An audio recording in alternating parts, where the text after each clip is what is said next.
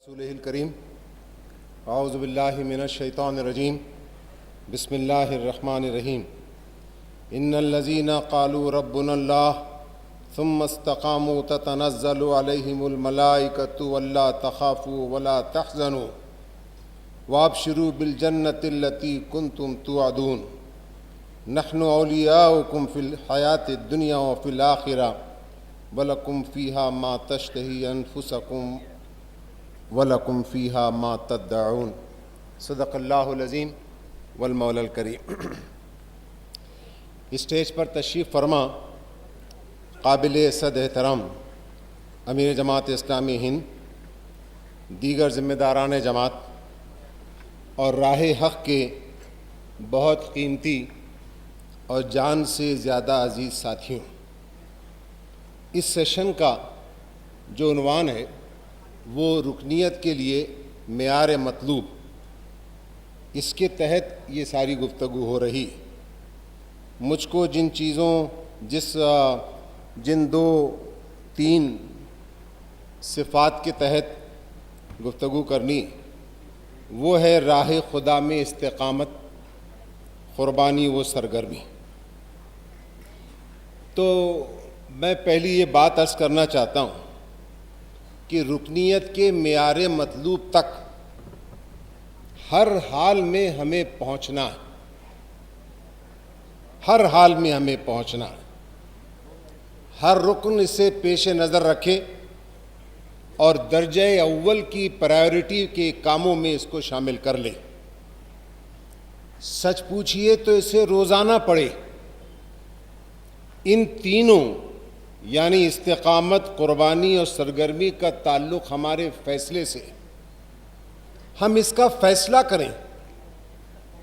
عام طور سے ہم یہ کہتے ہیں کہ یہ مطلوب ہے تو ایک بہت ہی ٹھنڈا سا مفہوم یہ لے لیتے ہیں کہ میں اپنی سی اونگتے ٹھیلتے کچھ کوششیں کروں گا، پہنچ گیا تو ٹھیک ہے، ورنہ اللہ تعالیٰ بہت معاف فرمانے والے ہیں۔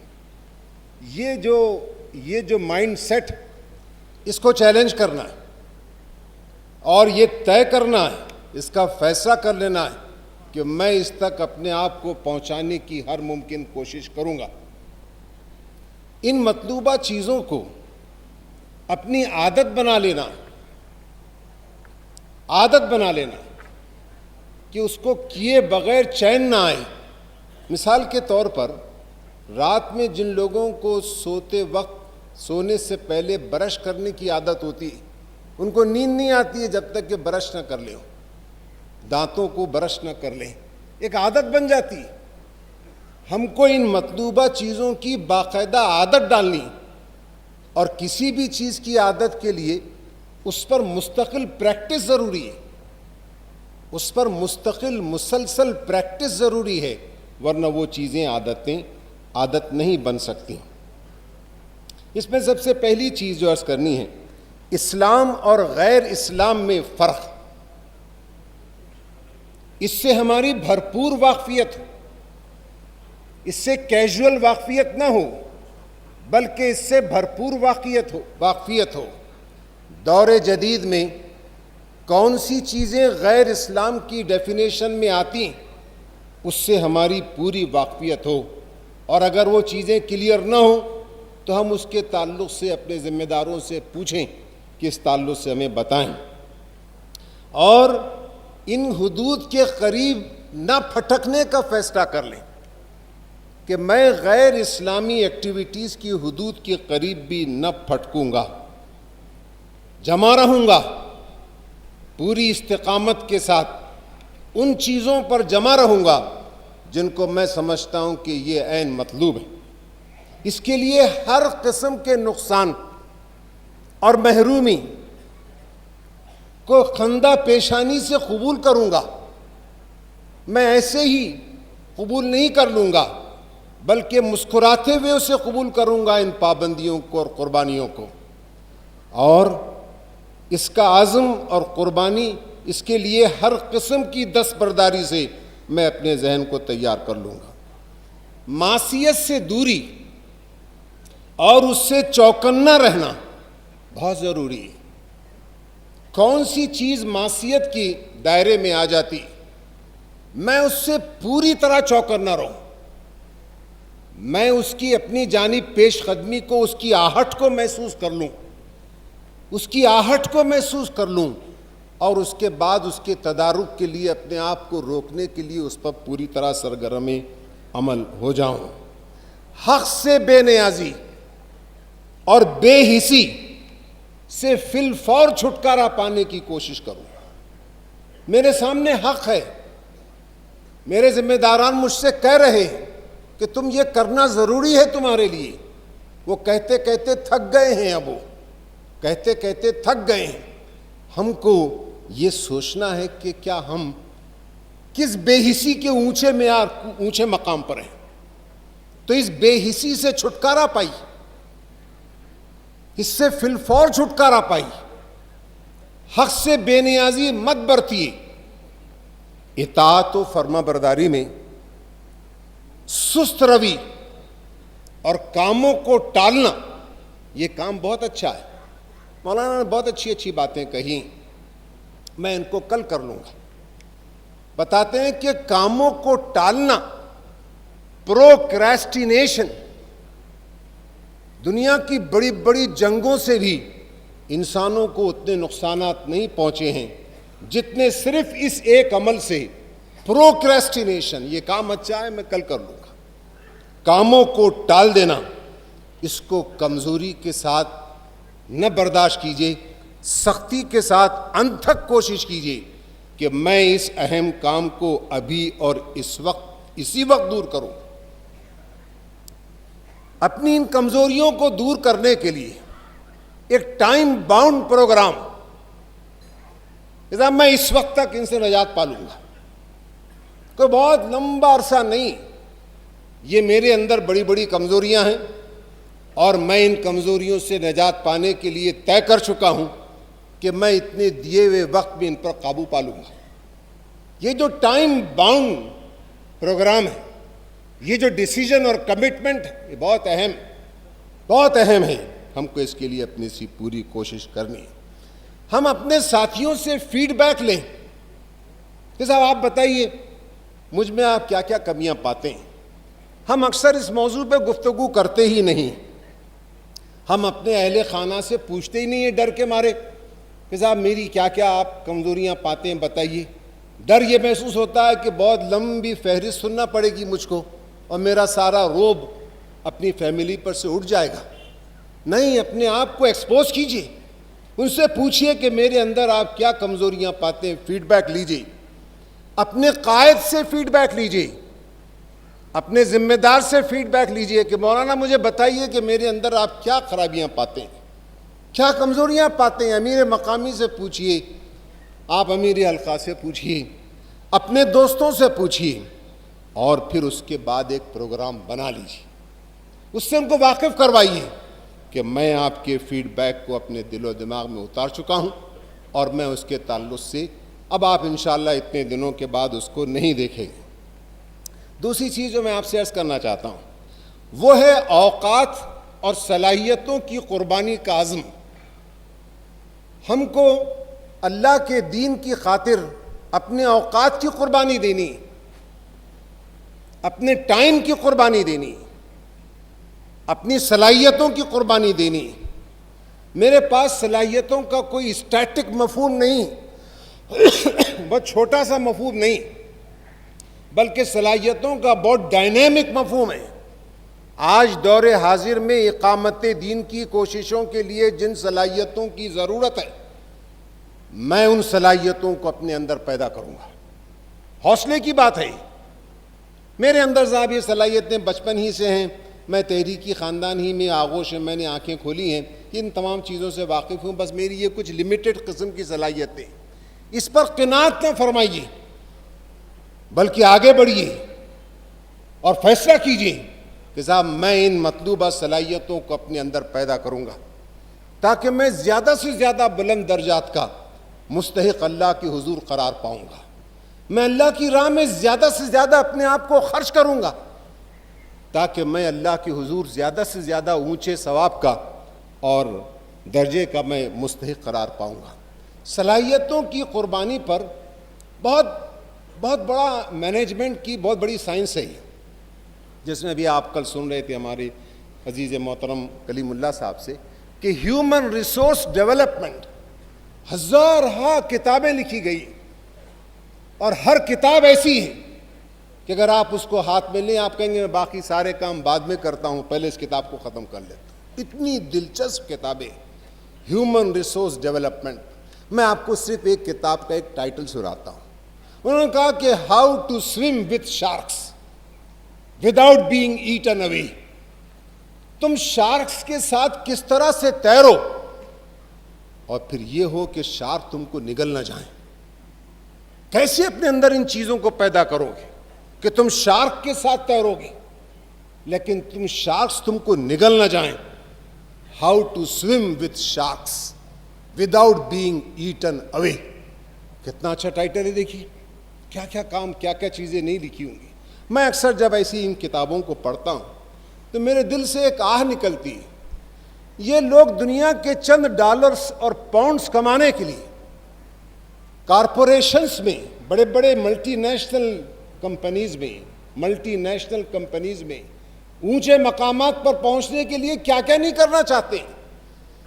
ہم جنت کے سب سے اونچے مقام کی متمنی، ہم سابقون سے کم کسی جگہ ٹھہرنا نہیں چاہتے۔ میں تو بیر بھی بہت کم کھاتا ہوں، اس لیے کہ بیر سابقون کو نہیں بلکہ اصحاب الیمین کو ملے گی۔ میں آپ سے یہ کرنا چاہتا ہوں ہمارے سامنے جو ٹارگٹ ہے وہ سابقون میں شامل ہونا ہے۔ تو سابقون میں شامل ہونے کے لیے اپنے اندر صلاحیتوں کو پیدا فرمائیے، اپنے اندر صلاحیتوں کو پیدا فرمائیے۔ عام طور سے ہم صلاحیتوں کے پیدا کرنے پر، اس کو پروان چڑھانے پر ماشاءاللہ اب تو بہت سلسلہ چل نکلا ہے، ہم اس پہ کہتے ہیں، لیکن اوقات لگانا ہے، ٹائم لگانا ہے، اوقات کی تنظیم کرنی ہے۔ اس پر میں بہت لمبی گفتگو آپ سے نہیں کرنا چاہتا ہوں۔ جب مجھ کو ذمہ داران جماعت بہت سارا وقت دیں گے تو پھر میں خوب آپ سے کہوں گا اس وقت باتیں۔ میں اس وقت ایک بات آپ سے کہنا چاہتا ہوں، اوقات کی تنظیم مسٹ ہے۔ ہارورڈ یونیورسٹی کے پروفیسر ایلن لیکن کا ایک جملہ سنیے، اس نے کہا کہ to control your time is to control your life. تم اپنے وقت کو کنٹرول کرو گے تو گویا تم اپنی زندگی کو کنٹرول کرو گے۔ ہمارے پاس اس سے اچھی چیزیں، میں نے ایلن لیکن کا آپ کو حوالہ اس لیے دیا کہ لوگ بہت کاشیس ہیں، لوگ پوری طرح سے واقف ہیں کہ صاحب ہم کو اوقات کی تنظیم کرنی۔ اوقات کی تنظیم کے تعلق سے دو عملی چیزیں میں آپ سے صرف عرض کرنا چاہتا ہوں۔ وہ یہ ہے کہ 16 سے 18 گھنٹے کام کرنے کا عزم کیجیے۔ 16 سے 18 گھنٹے آپ کام کریں گے، 6 سے 8 گھنٹے کی نیند بہت کافی ہے۔ ہم مسجد میں سو جاتے ہیں، بستروں میں تو سونا ہی ہے، ہم مسجد میں سو جاتے ہیں، اجتماعات میں سو جاتے ہیں، جہاں موقع ملا وہاں سو جاتے ہیں۔ ہم بہت سوتے ہیں، سونے میں ہم پروفیشنل ہیں۔ ہم کو اپنے وقت کو کنٹرول کرنا ہے۔ دنیا کی بڑی بڑی باطل طاقتیں، قوتیں 16 سے 18 گھنٹے کام کر رہی ہیں۔ ہم کو اس پر شرم آنا چاہیے، ہم کو شرم سے پانی ہو جانا چاہیے۔ افسوس کہ میں ہارڈلی 6 سے 7 گھنٹے کام کرتا ہوں۔ اسرائیل کا نوجوان 16 سے 18 گھنٹے کام کرتا ہے۔ جب میں نے ایک اسرائیل کے سائنٹسٹ کے بارے میں پڑھا کہ وہ صرف اپنے سونے کا کوٹا 3 سے 4 گھنٹے کا دوران فلائٹ مکمل کر لیتا تھا تو میں شرم سے پانی ہو گیا۔ میں نے سوچا کہ مجھ کو بھی تحریک نے اپنی گود میں پالا پوسا پروان چڑھایا ہے، میرے اندر ابھی تک یہ حس پیدا نہیں ہوئی ہے، اس میں قصور میرا ہے نہ کہ تحریک۔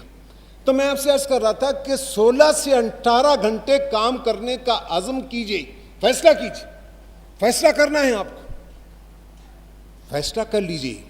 اور اس فیصلے میں آپ کب اس پر اچھی طرح سے عمل درآمد کر سکیں گے؟ آپ کو ورزش کرنا ہے، 30 سے 35-40 منٹ تک ورزش کیجیے۔ صبح جو ورزش کا یہاں اعلان ہو رہا تھا کتنا کیجول سا تھا، ہاں بھئی دیکھیے آئیے جن میں سے آپ کو کرنا ہے کر لیجئے۔ وہ جو صاحب ہیں ماشاءاللہ بہت اچھی چیزیں بتا رہے تھے، میں ان کی ساری چیزیں سن رہا تھا اس وقت جب میں یہاں ادھر ورزش کر رہا تھا، میں کیونکہ مجھ کو یہاں کا ٹینشن تھا مجھے، اس لیے میں وہاں حاضر نہیں ہو سکا. تو میں آپ سے یہ عرض کرنا چاہ رہا ہوں کہ ورزش کی باقاعدہ عادت ڈالیے. اور ایک اور چیز ہے، چلیے ورزش کا تو ہم ذکر کر ہی لیتے ہیں، ایک چیز اور ہے، وہ یہ ہے کہ 1/3 کھانے کا عزم کیجیے.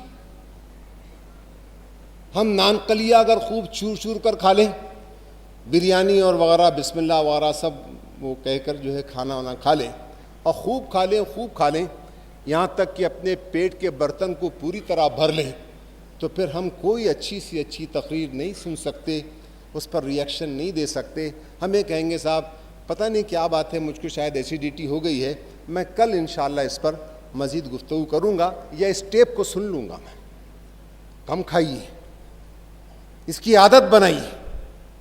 فرمایا اللہ کے رسول صلی اللہ علیہ وسلم نے کہ ابن آدم نے پیٹ سے زیادہ کسی برتن کو نہیں بھرا. ٹھنڈے پسینے چھوٹ گئے مجھ کو، کھانے کا مزہ ہی ختم ہو گیا.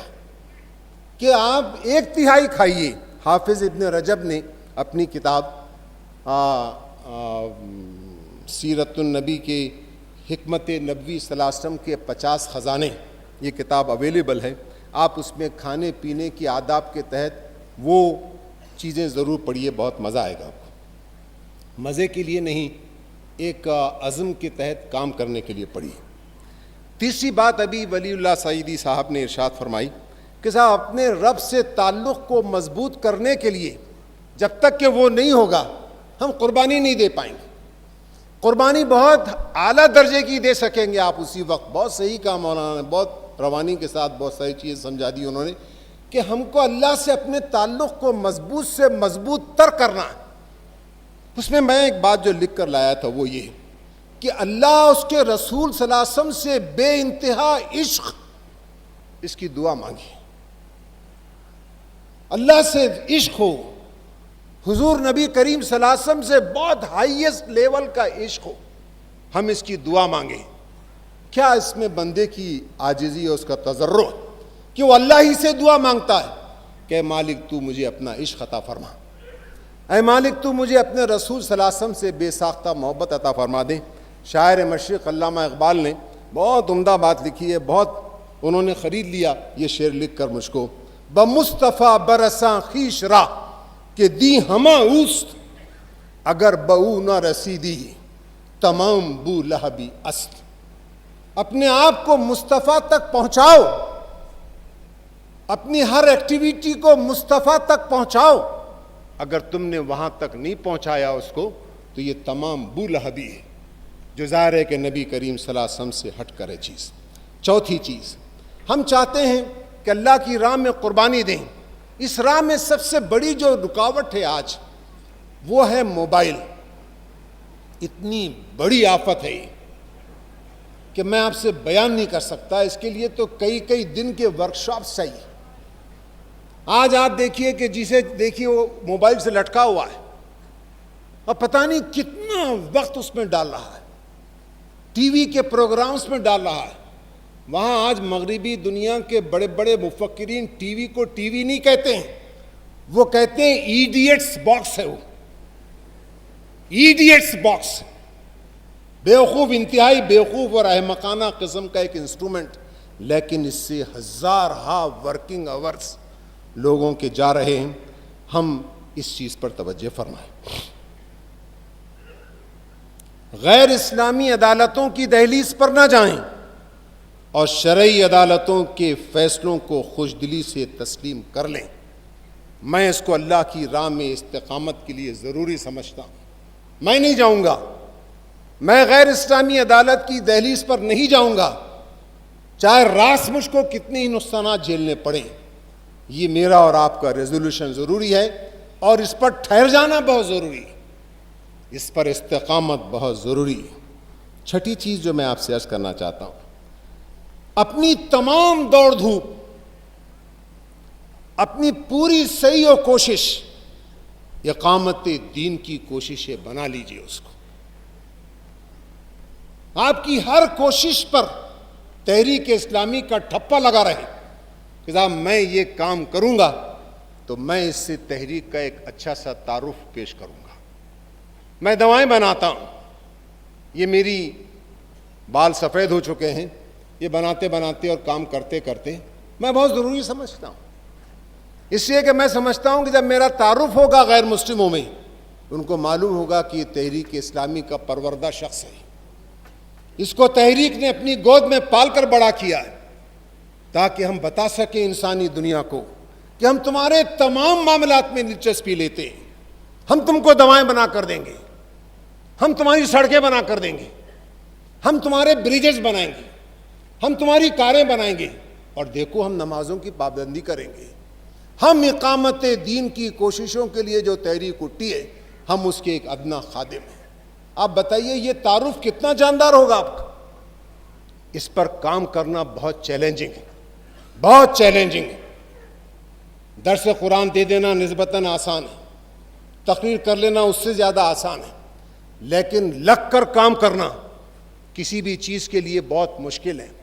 میں نے جب اب پہلی دفعہ یہ بات پڑھی کہ ابو علی سینا کی کتاب القانون فی الطب کو یورپ 500 سال تک گھٹنے ٹیکے اس سے علم طب سیکھتا رہا، تو معمولی بات نہیں ہے۔ 500 سال تک یورپ علم طب سیکھتا رہا ابو علی سینا کی کتاب سے، جس کے پہلا ورق شروع ہوتا ہے بسم اللہ الرحمن الرحیم اور اس کی آخری ورق پر ہے وآخر دعوانا ان الحمد للہ رب العالمین۔ کیا حسین تعارف ہے، کیا حسین تعارف ہے یہ دین اور دنیا کی جامعیت کہ صاحب آپ کے پاس دین اور دنیا کا اتنا جامع تصور ہے۔ برادران عزیز، ہم کو اپنا ہر کام منصوبہ بند طریقے سے کرنا ہے اور اس کو احسن طریقے سے انجام دینا ہے۔ کوئی قربانی، اللہ کی راہ میں استقامت کا کوئی پہلو وہ کوالٹی کے اس کانسیپٹ سے خالی نہ ہو کہ ان اللہ کتب الاحسان علی کل شیء۔ صحیح مسلم کی حدیث ہے، فرمایا اللہ کے رسول صلی اللہ علیہ وسلم نے کہ اللہ تعالیٰ نے تم پر ہر کام کو احسن طریقے سے کرنے کو واجب قرار دیا۔ جاپنیز بہت پیچھے ہیں آپ سے، انہوں نے پڑھا نہیں آپ کے رسول صلی اللہ علیہ وسلم کی اس بات کو، آپ بتائیے ان سے۔ جاپنیز بہت پیچھے ہیں جب وہ اترا کر کہتے ہیں کہ ہمارے پاس TQM کا کانسیپٹ، ٹوٹل کوالٹی مینجمنٹ کا کانسیپٹ ہے، 100% کوالٹی مینجمنٹ کا کانسیپٹ ہے۔ وہ کہتے ہیں ہمارے پاس کائزن کا تصور ہے، no process is final process, every process has loopholes and we have to bridge those loopholes. وہ یہ کہتے ہیں ارے آپ کے رسول صلی اللہ علیہ وسلم نے فرمایا ہے اگر تم کو جانور ذبح کرنا ہو تو تب بھی پہلے اپنی چھری کو تیز کر لو، یہ نہیں کہ تم من چھری لے کے اس کی گردن پر گھستے رہو اسے اور اس کو تکلیف میں مبتلا کرو۔ اتنی حساسیت ہے ہمارے پاس، پہلے میں چھری کو تیز کر لوں گا اور پھر اس کے بعد کام کروں۔ ہائیسٹ کوالٹی، ہم بڑے بڑے پروجیکٹس اپنے ہاتھ میں لیں گے، بڑے بڑے پروجیکٹس ہاتھ میں لیجیے، ڈرنے اور سہمنے کی آپ کو ضرورت نہیں، اس لیے کہ کائنات کی ہر چیز آپ کا ساتھ دینے کو تیار ہے۔ فرشتے آپ سے کہتے ہیں کہ نحن اولیاؤکم فی الدنیا و فی الآخرہ، ہم تمہارے دم ساز ہیں، ہم تمہارے ساتھ ہیں۔ بتائیے کیا جاپنیز اور جرمنس یہ کہہ سکتے ہیں کہ ہم یہ پروجیکٹ پہ کام کر رہے ہیں اس لیے کہ فرشتے ہمارے ساتھ میں ہیں؟ آپ کے ساتھ میں فرشتے ہیں، آپ ہر کام کو اللہ کی خوشنودی کے لیے کریں گے۔ بڑے بڑے پروجیکٹس لیجیے، چھوٹے چھوٹے پروجیکٹس پر مت زیادہ پریشان ہوئیے۔ علامہ اقبال کا بہت پرانا شعر یاد آ رہا تھا ابھی صبح میں کہ تو ہی ناداں چند کلیوں پر قناعت کر گیا۔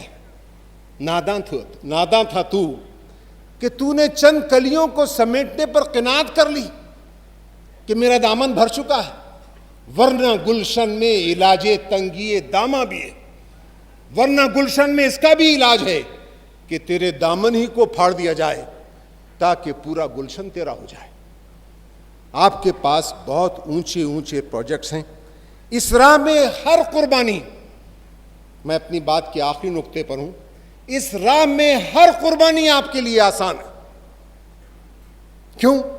اس لیے کہ آپ کے پاس زندگی کا بہت وائبرنٹ تصور ہے، آپ کے پاس زندگی کا بھرپور تصور، آپ کے پاس زندگی کے کنٹینیویشن کا تصور ہے. اسی لیے آپ مرنے والے کو یہ کہتے ہیں وہ راہی ملک عدم ہوئے ہو، وہ ایک ایسے فعل میں لگ گئے ہیں کہ ملک عدم کی راہ پر چلے جا رہے ہیں. کنٹینیویشن کا تصور ہے آپ کے پاس. یہ زندگی، اس کے بعد کی آنے والی زندگی وہ سال 2 سال کی نہیں ہے رفقائے محترم، وہ 1000 2000 سال کی نہیں ہے، وہ کروڑ سال کی بھی نہیں ہے، بلکہ اس کے لیے کوئی لمیٹیشن ہی نہیں ہے. وہ انفائنائٹ پیریڈ ہے جہاں میں اور آپ داخل ہونے والے، اور وہاں کی کامیابی کا سارا انحصار یہاں کے پرفارمنس پر ہے. یہاں کے پرفارمنس کے لیے بڑی سے بڑی قربانی بہت آسان ہے. جب ایک صحابی رسول میدان احد میں جب اپنے گھوڑے سے گرنے لگے تو ان کے جسم پر زخموں کے 80 نشان تھے. کیا بات کہہ دی انہوں نے کہا کہ فزتو وربی کعبہ، میں کامیاب ہو گیا، رب کعبہ کی قسم میں کامیاب ہو گیا. یہ سلسلہ کنٹینیویشن میں جاری، یہ صرف صحابہ تک ہی محدود نہیں تھا. قرآن و حدیث کے یہ کانسیپٹس آج بھی جاری ہیں. آج بھی تحریر اسکوائر میں ہزارہ لاشیں ایک دن میں وہاں سے اٹھائی گئیں، ایک دن میں لاشیں اٹھائی گئیں. لوگ نمازیں پڑھ رہے تھے، روزے رکھ رہے تھے، نمازیں تراویح پڑھ رہے تھے اور اللہ کی راہ میں اپنی جانیں قربان کر رہے تھے. دنیا حیران رہ گئی. ابھی آپ سن رہے تھے بنگلہ دیش کے تعلق سے، دنیا حیران، دنیا آپ کے پرفارمنس پر حیران ہے. جب آپ یہاں آئیں گے اور ان کو لگے گا کہ ان کے پاس کانسیپٹس یہ قربانی اور استقامت کا.